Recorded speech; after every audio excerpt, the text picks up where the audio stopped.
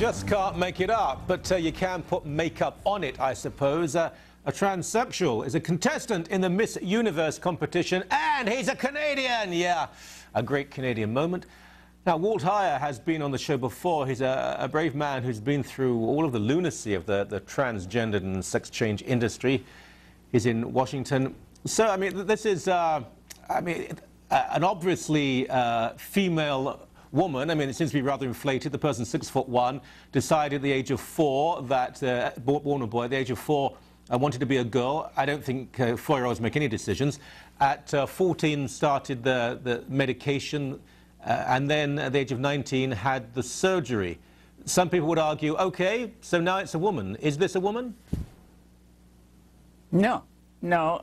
You know, I come from a fairly strong position on this because I felt like I should have been a girl when I was at 5 years old, and I went through the whole procedure later in life, but I lived 8 years as a female.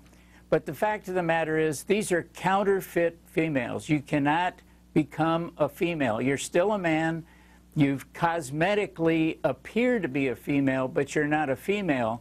And, you know, what I see, Michael, and we've talked a little bit about this, is that the people are really struggling with issues, and the treatment is not changing genders. And it's just kind of heartbreaking to me because of what I've been through. And you recognize what kind of stress they're under when you see that people who go through this gender change attempt suicide at a 41% rate. I mean, that should alarm anyone who considers how tragic this is. Yeah. Now, the photograph that we showed, I can guarantee there'll be some people saying, whoa, whoa, that, yeah, whoa, whoa. The photograph is a little bit deceiving. This is, as I say, 6'1". The features, other photos have revealed. I mean, you can still, I think, pretty quickly tell that there's something that is rather strange here. And the fact that this person would want to go into Miss Universe, which I mean, I have huge problems with it. It objectifies women, and it paints women as being just caricatures, really. I think that's quite pertinent to this argument. But people would say, well, look, what harm does it do if someone wants this and believes this? What harm does it do to others?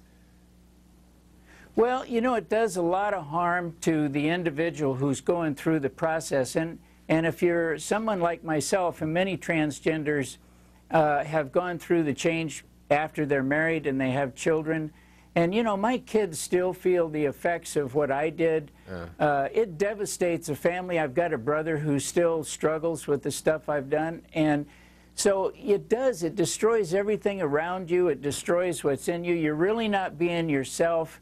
And, you know, the fact of the matter is, women who are born women really should be upset by this process when you consider what they're saying is that women are nothing more than a man without his genitalia. I mean, it's just crazy.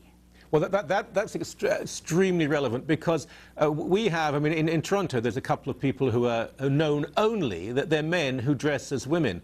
But I find it incredibly insulting to women because they're not women. They dress up with huge amounts of makeup, these ridiculous sort of heels and absurd dresses.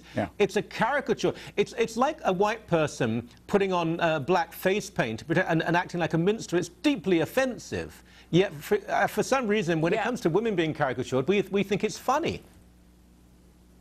Right. I mean, you know, I look at this, Michael, you know, if you have a counterfeit Rolex, you know, people get upset about it. If you had a counterfeit money, people get upset about it. But if you have a counterfeit female gender, nobody gets upset about it. I mean, it should alarm us to some huge degree. I think women should look at these people, be very upset, and they should not be allowing them in some female Miss Universe contest. I mean, it's the absurdity of it. In fact, the more absurd we get, the more absurd things become.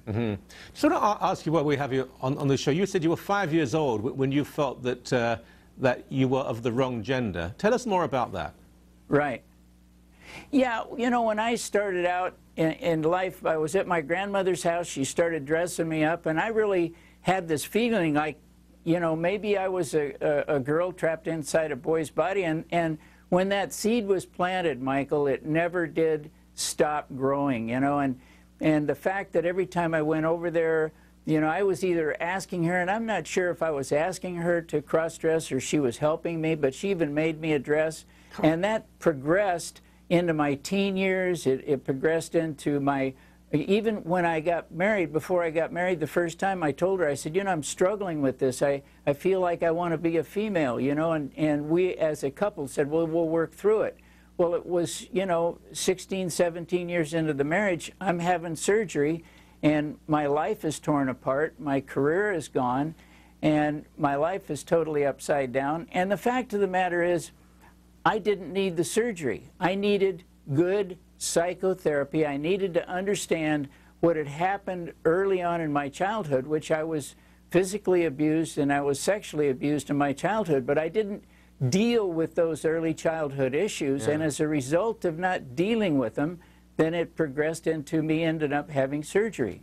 But you know, today, I mean, it's an evolving field, but a psychiatrist who said to someone, I think you need psychotherapy rather than surgery, they could be held up for scrutiny. If not, it's possible they could even be dismissed from their position. It's becoming so politically loaded here.